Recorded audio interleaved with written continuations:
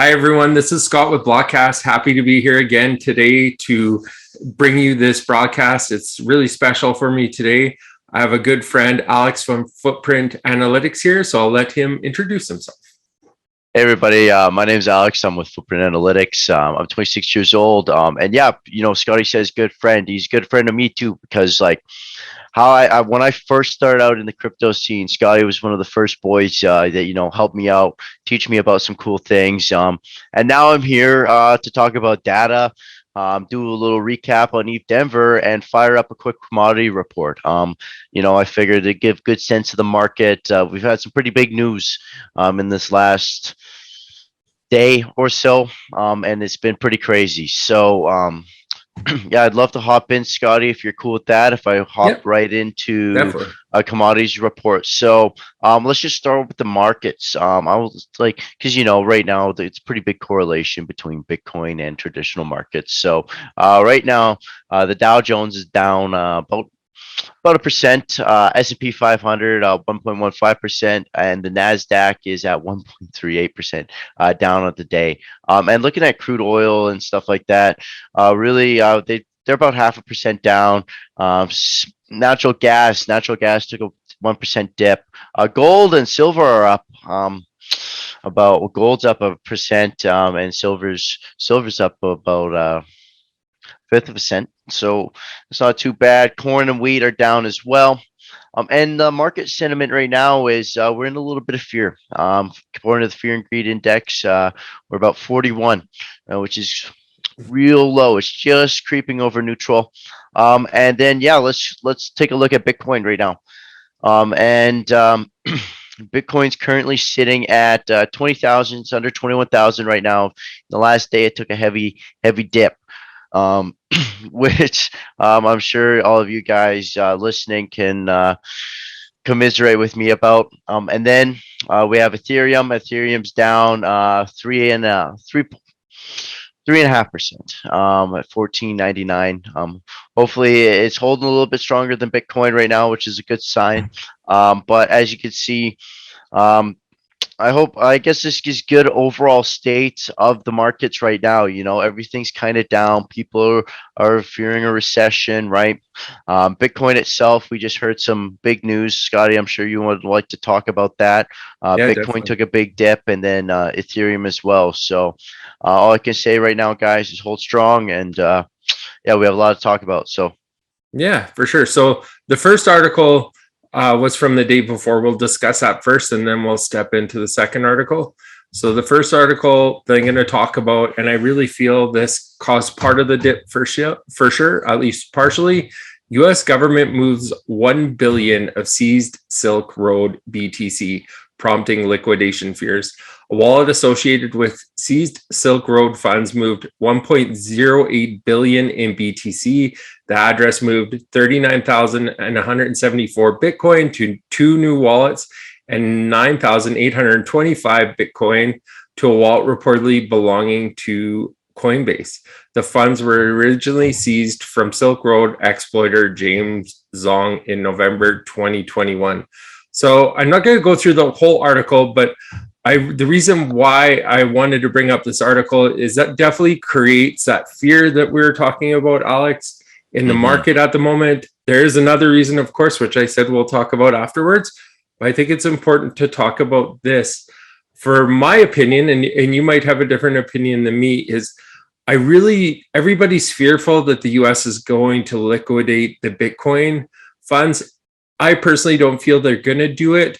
The detriment that it would have on the US market itself, if they were to dump the Bitcoin market, would be larger than these guys would want. And I don't think the impact that it would have on the market would be something that the US is wanting right now with the current world situation. What are your thoughts, Alex? yeah, like my thoughts are kind of exactly the same as yours, Scott. There's no way that they would dump. It just make the least amount of sense. I mean, the U.S. dollar right now is the most powerful dollar in the world. It's the oil dollar, right? So, they can afford to just slowly dump it when they need to, or now they can start exploring and dipping their toes into the market more and doing what the government does. Um, but now they got a big stash of Bitcoin to do it with. So it just would make sense. It's like whales in the market, right? A good thing or a good example right now would be like the Blur airdrop. If you heard about that too, Scotty, like that's huge for NFTs, and is people buying and selling to each other, huge amounts of high valued NFTs, and it's all on the trust thing that we are not gonna dump it on we are not gonna dump it on each other. We're going to just slowly take away, because if we dump, we're screwed. There goes away our profits. Now I take all my profits instead of keeping the safe amount that I'm making every day. So it's that's really what I say about that. I just, and just too, if they did dump it, just like you said, Scott, like how many people would just be screwed all of a sudden? Yeah. Now we have people not only in fear of losing their jobs, but now a big chunk of their assets as well, right? Recession's on the loom. Let's just mess up as many people as possible, hey? Yeah, definitely. And here we'll bring up the next article. And after that article, we could even touch base on Blur as well, because I know you have a little bit of say about Blur for sure. So let's finish this last article here. I'm just going to make sure that I have it up so that we're not going in between each one. So give me one second. Here we go. Share my screen. So Silvergate Bank folds, sparking a wave of finger pointing and panic selling.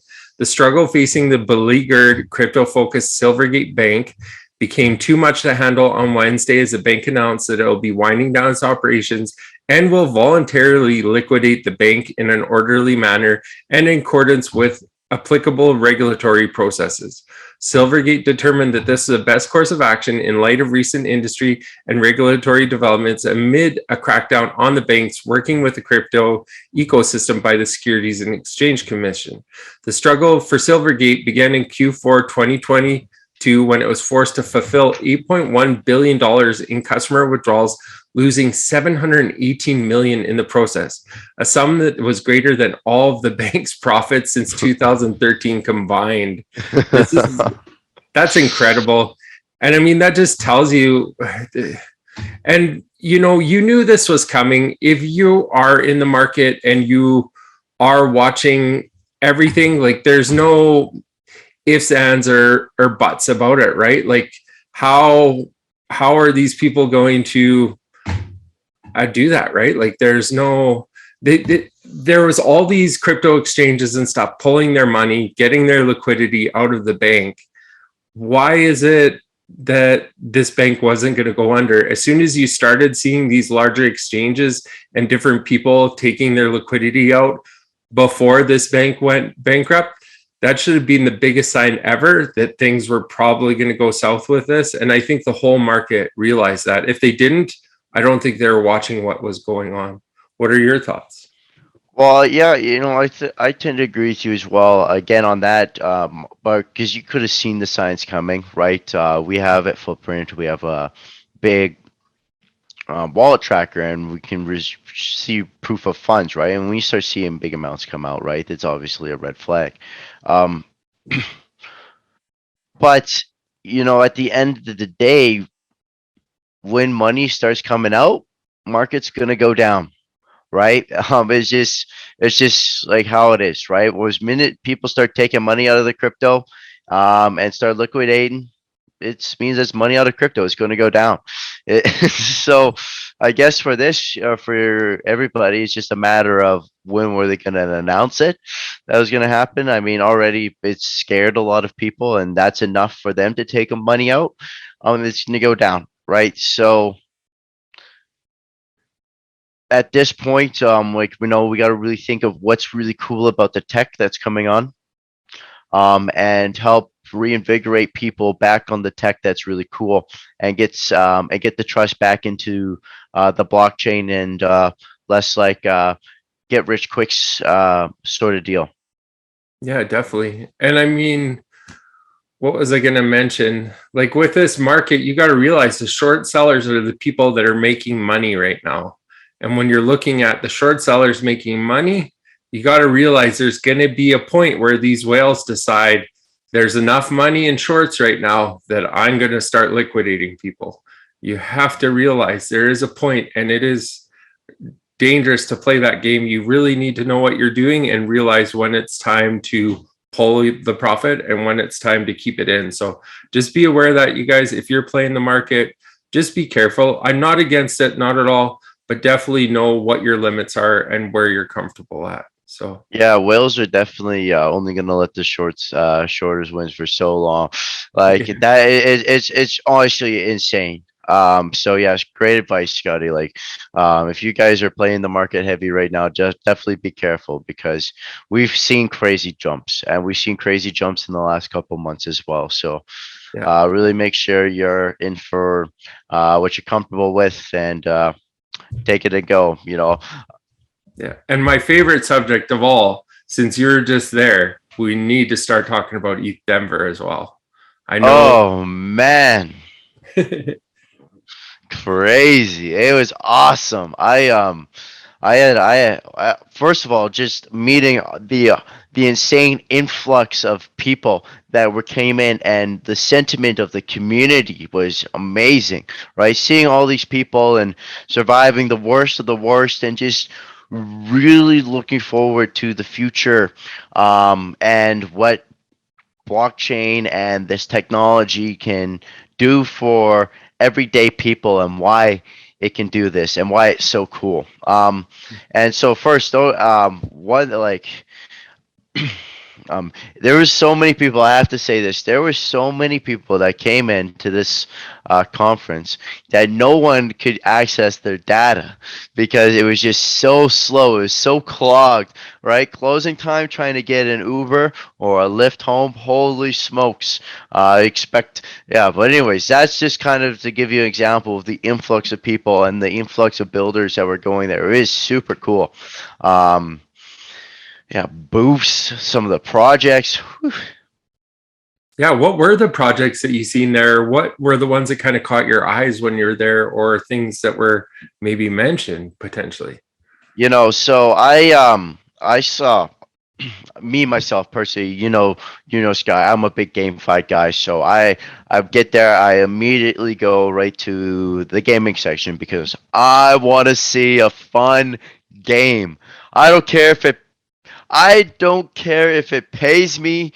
Just give me a fun game on chain. That's my motto right now. So I was going rushing there, um, taking a look at what was going on. So what's really, really exciting for me, and what I see a lot of big things coming from, is the Game 7 community. Even back, they had a thing during Blockchain Week at Berkeley. They had an event hosted there, and it was amazing. It was great, and I'd love to see how it evolved for EthDenver. It was sweet. They had a community game set up. There's actually, believe it or not, some really fun games. They had some tournaments. The whole zone was really fun, right? And what are we trying to do with GameFi? We've got to reignite this passion, right? This what is fun about games? Games are fun at the end of the day. I play games because they're fun, not because I want to melt my brain, and I have the same effect as watching paint dry, you know? Yeah, no, I totally get it. And was there really great NFT projects there as well? Yeah, I also got the chance to talk to the founder of Pudgy Penguins and Frank from DeGods. And I don't know, is this like on stage? Those guys were hinting a little bit about Pudgy Penguins, DeGods, NFT. I don't know. They said something a little. They were really vibing on stage. Those guys were having a great time. Um, Take that with what you will. That's just a little Denver Alpha I might have or may not have heard of, but I thought it was really cool. Anyways, I was talking to them, and it's really, really sweet about how they are trying to bring NFTs um, as a way to get, say, my girlfriend, my mom, my grandma. how do I get these guys involved in our community without them knowing it's an NFT? Here, just sign up, blah, blah, blah. Now you got a Pudgy Penguin, or you can get a part of like, so they're really talking about ways to include everybody into this new tech, right? All right. They just want a plushie of a cute penguin, right? So Yeah. how can we get all these people involved in these cute projects? Because I believe they also said that they had a high demographic of interested people in Pudgy Penguins that were in their like late 40s or 40s. So Mhm. it's like, how do we bring this demographic into NFTs without them knowing if it's an NFT and still preserving the beauty of the tech, right? I guess at the end of the day, that's still gonna kind of make me sound like a broken record, but it's important to talk about how, because in time, I believe in times of disaster, right? The best thing everybody can do is come together, right, and build a community, right? That's in any times of natural disasters around the world. How do we survive, right? We come together, like Turkey. The Turkish people who came together is amazing, right? Now, on crypto in the bad times, on a way lower scale, like the people need to come together, and work and figure out how can we make this as appealing as possible to everybody. Yeah.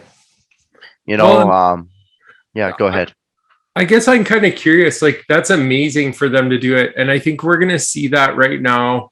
There will be an announcement in the next while for Amazon to start their own NFT marketplace, and I think that will be a huge impact for the NFT market when you have Amazon entering the market. I think you'll probably see a ton of people that have never been in NFTs before, just like Reddit was back in the just recently.